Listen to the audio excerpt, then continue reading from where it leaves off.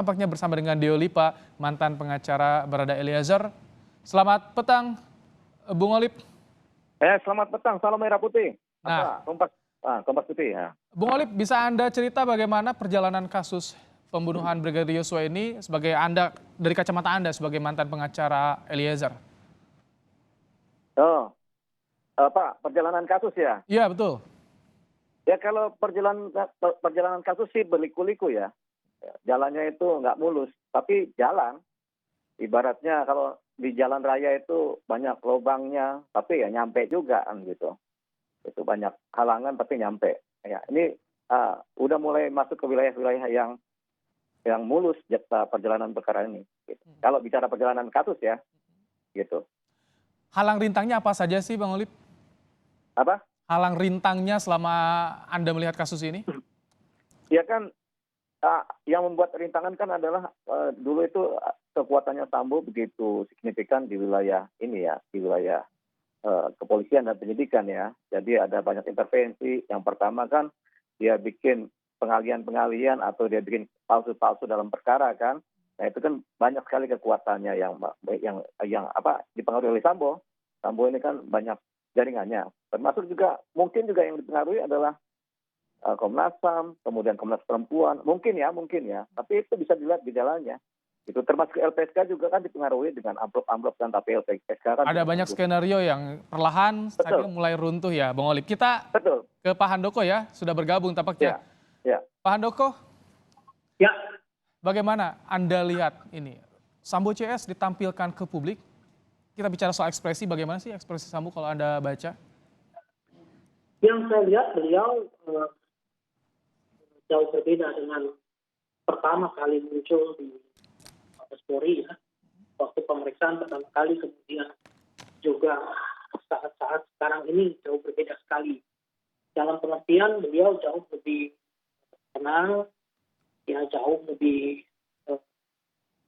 sepertinya jauh lebih lebih sudah bisa melihat ke depannya seperti apa ya, selaras dengan apa yang dikatakan oleh Bang Dio tadi, ya jauh lebih istilahnya ini sudah betul-betul on track dan seterusnya. Jadi kelihatan beliau jauh berbeda, lebih tenang, lebih yakin dengan apa yang akan beliau lakukan dengan susunan pengacara yang baru dan tentunya dengan perkembangan kasus yang ada.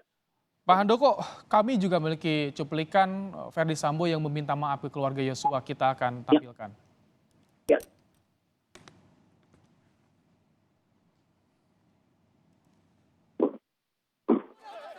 Mohon maaf kepada pihak-pihak yang sudah terdampak atas perbuatan saya, termasuk Bapak dan Ibu dari Yosua. Terima kasih. Pak Handoko, bagaimana tanggapannya soal permintaan maaf tadi? Ya, masih sama sebetulnya pihak-pihak yang dimaksud ini kan bukan hanya dari pihak Yosua, ya, tetapi juga terdampak dalam pengertian para ajudannya, mungkin supirnya, termasuk dengan rekan-rekan sejawat yang lain, baik yang senior maupun yang junior, gitu ya. Dan apa yang disampaikan ini sebetulnya masih selaras dengan apa yang pernah disampaikan pertama kali, yaitu bahwa beliau ini masih menggunakan pembenaran terhadap tindakan yang beliau lakukan. Ini tulus nggak kalau Anda lihat, Pak Handoko? Ya. Minta maafnya tulus nggak? Minta maafnya dalam pengertian ini ya, kita tidak bisa melihat tulus atau tidak. Tetapi sudah dalam koridor yang benar, dalam pengertian memang ini secara, saya lihat sih secara perencanaan memang sudah direncanakan untuk meminta maaf begitu ya.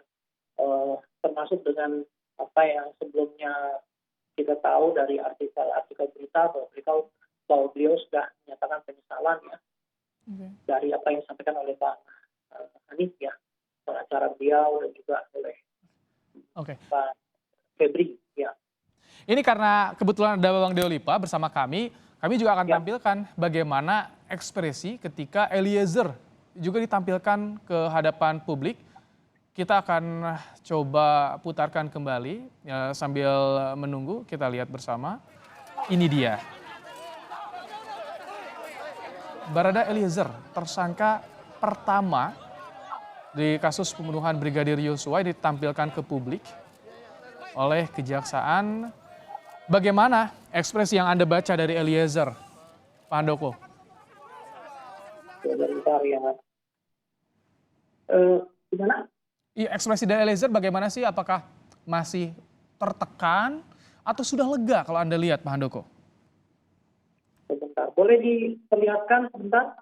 Soalnya saya tadi mengalami ini. Nah, ini kita putar ulang lagi, Pak Handoko. Ya, ya.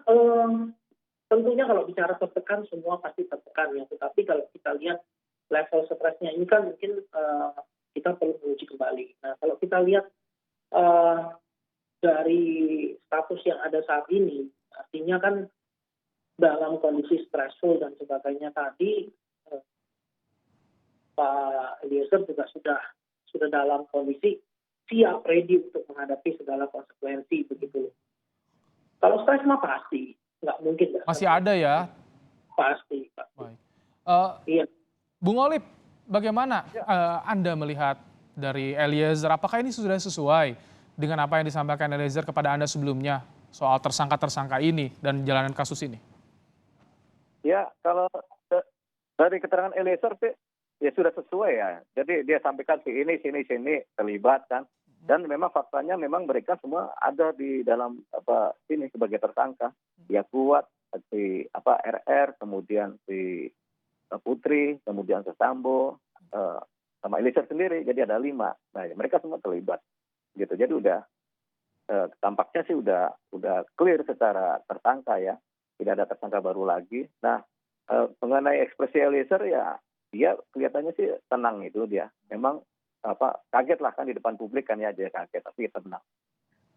Tapi beda nggak sih, Bung Olip, ketika Anda ketemu di Barreskrim sebelumnya bulan-bulan lalu dengan saat ini penampilan Eliezer?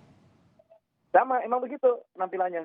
Cuman kalau saya dengan dia ya dia gembira kan, tertawa, kemudian kadang menangis tapi tenang, dia ekspresinya lancar, bicara juga lancar kan.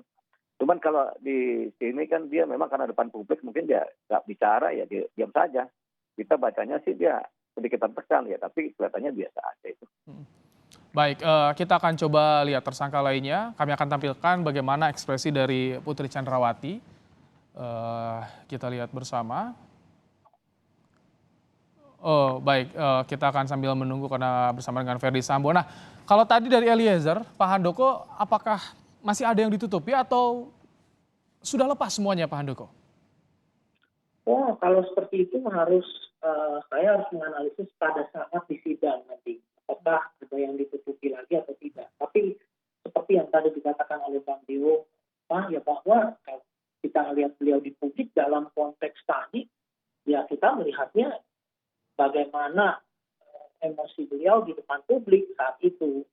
Bukan saat ditanyakan terkait dengan kasus. Ya, jadi saya nggak bisa jawab tuh soal itu. Harus pada saat sidang nanti. Oke.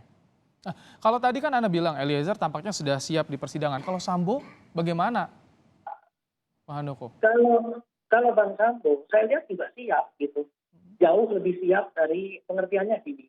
Kalau dulu itu Bang Sambo ini seperti belum bisa menerima gitu ya dengan status beliau, belum bisa menerima ini dan itu. Sekarang jauh lebih tenang, jauh lebih bisa mulai apa ya istilahnya mulai merasakan apa yang saat ini sedang terjadi pada beliau, sudah bisa dalam tanda kutip menerima apa yang sedang dan akan beliau lalui gitu. Dan kemudian apa sih nanti ke depannya yang harus beliau lakukan jauh lebih kelihatan ya.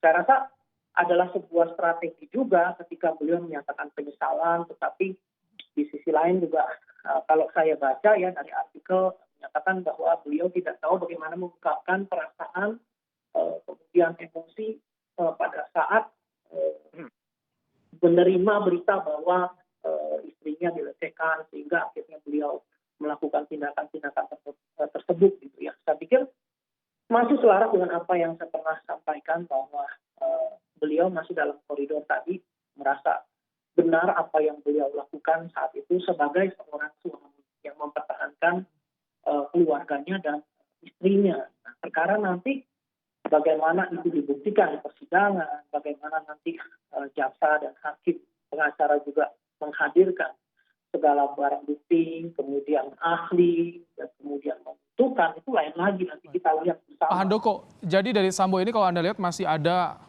ingin menunjukkan powernya dalam sebuah pembelaan nanti di sidang ya? Siap seperti itu. Bisa diulangi? Ya, di ekspresi Sambo tadi seolah masih ingin menunjukkan powernya sebuah pembelaan dari kasus, dari pasal yang ia sangkakan kepadanya, yang disangkakan kepadanya, maaf.